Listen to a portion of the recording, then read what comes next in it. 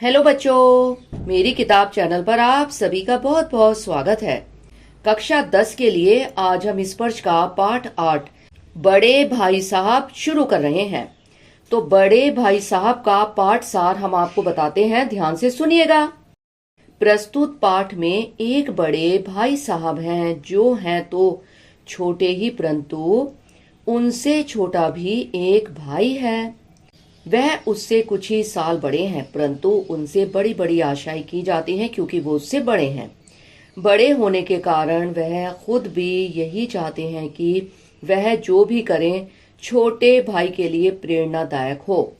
भाई साहब उससे 5 साल बड़े हैं, परंतु 3 ही कक्षा में आगे पढ़ते हैं। वह अपनी शिक्षा की नींव मजबूती से डालना चाहते थे ताकि वह आगे चलकर अच्छा मुकाम हासिल कर सके, यानी कि अच्छी पहचान बना सके।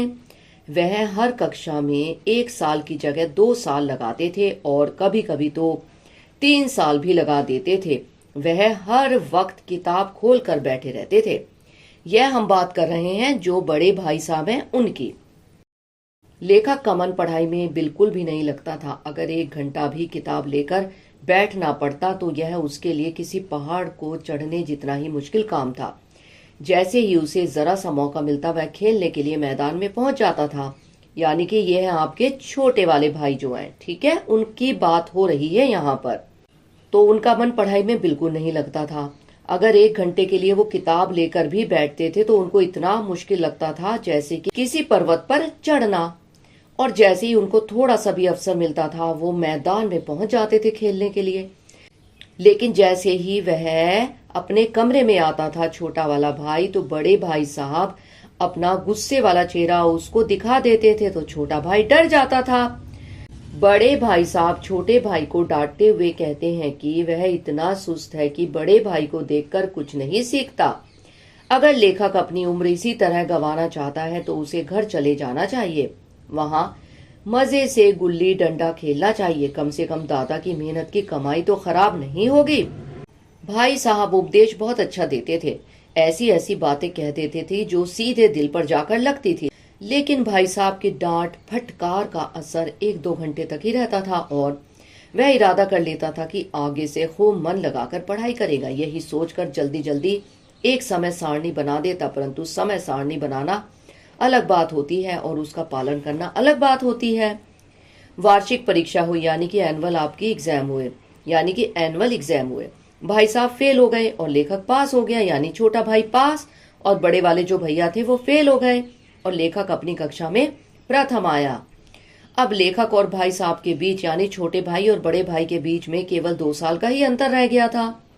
इस बात से उसे अपने ऊपर घमंड सा हो गया और उसके अंदर आत्मसम्मान भी बढ़ गया। बड़े भाई साहब लेखक को कहते हैं कि यह मत सोचो कि वह फेल हो गए हैं। जब वह उनकी कक्षा में आएगा तब उसे पता चलेगा कि कितनी मेहनत करनी पड़ती है। जब अलजेब्रा और ज्योमेट्री करते हुए कठिन परिश्रम करना पड़ेगा और इंग्लिस्तान का इतिहास याद करना पड़ेगा, तब उसे पता चलेगा बादशाहों के नाम याद रखने से ही कितनी परेशानी होती है। परीक्षा में कहा जाता है कि समय की पाबंदी पर निबंध लिखो जो 2-4 पन्नों से कम नहीं होना चाहिए। अब आप अपनी कॉपी सामने रखकर अपनी कलम हाथ में लेकर सोच सोच कर पागल होते रहो। लेखक सोच रहा था कि अगर पास होने पर इतनी बेइज्जती हो रही है तो अगर वह फेल हो गया होता तो पता नहीं भाई साहब उसके साथ क्या करते, शायद उसके प्राण ही ले लेते। लेकिन अपनी बेइज्जती होने के बाद भी पुस्तकों के प्रति उसकी कोई रुचि नहीं हुई। खेल कूद का जो भी अवसर उसे मिलता वह हाथ से नहीं जाने देता। पढ़ता भी था लेकिन बहुत कम, बस इतना पढ़ता था कि कक्षा में पास हो जाए और उसकी कोई इंसल्ट ना हो। फिर से सालाना परीक्षा हुई और कुछ ऐसा इत्तफाक हुआ कि लेखक फिर से पास हो गया और भाई साहब एक बार फिर से फेल हो गए। जब परीक्षा का परिणाम सुनाया गया तो भाई साहब रोने लगे, लेखक भी रोने लगा। अब भाई साहब का स्वभाव कुछ नरम हो गया था। कई बार लेखक को डांटने का अवसर होने पर भी वह लेखक को नहीं डांटते थे। शायद उन्हें खुद ही लगने लगा था कि अब उनके पास लेखक को डांटने का अधिकार जैसे खत्म ही हो चुका था, और अगर है भी तो बहुत कम। अब लेखक की स्वतंत्रता और भी अधिक बढ़ चुकी थी। वह भाई साहब की सहनशीलता का गलत उपयोग कर रहा था। उसके अंदर एक ऐसी धारणा ने जन्म ले लिया था कि वह चाहे पढ़े या ना पढ़े वह तो पास हो ही जाएगा। उसकी किस्मत बहुत अच्छी है, इसलिए भाई साहब के डर से जो थोड़ा बहुत पढ़ लिया करता था वह भी बंद कर दिया। अब लेखक को पतंगबाजी का नया शौक हो चुका था और वह उसका सारा समय पतंगबाजी में ही गुजरता था। फिर भी वह भाई साहब की इज्जत करता था और उनकी नजरों में छिपकर ही पतंग उड़ाता था। एक दिन शाम के समय हॉस्टल से दूर लेखक एक पतंग को पकड़ने के लिए बिना किसी की परवाह किए दौड़ा जा रहा था। अचानक भाई साहब से उसका सामना हुआ। वह शायद बाजार से लौट रहे थे। उन्होंने बाजार में ही उसका हाथ पकड़ लिया और बड़े क्रोधित स्वभाव में बोले, इन बेकार के लड़कों के साथ क्यों बेकार में पतंग को पकड़ने के लिए दौड़ते हुए जा रहे हो? तुम्हें शर्म नहीं आती? तुम्हें इसका भी कोई फर्क नहीं पड़ता कि तुम छोटी कक्षा में नहीं हो, बल्कि अब तुम 8वीं कक्षा के विद्यार्थी हो चुके हो और मुझसे सिर्फ एक कक्षा पीछे हो। आखिर आदमी को थोड़ा तो अपनी पदवी के बारे में सोचना चाहिए। समझ किताबें पढ़ लेने से नहीं आती, बल्कि दुनिया देखने से आती है। बड़े भाई साहब लेखक को कहते हैं कि यह घमंड जो अपने दिल में पाल रखा है कि बिना पढ़े ही पास हो सकते हो और उन्हें लेखक को डांटने और समझने का कोई अधिकार नहीं रहा, इसे निकाल फेंको। बड़े भाई साहब के रहते लेखक कभी गलत रास्ते पर नहीं जा सकता।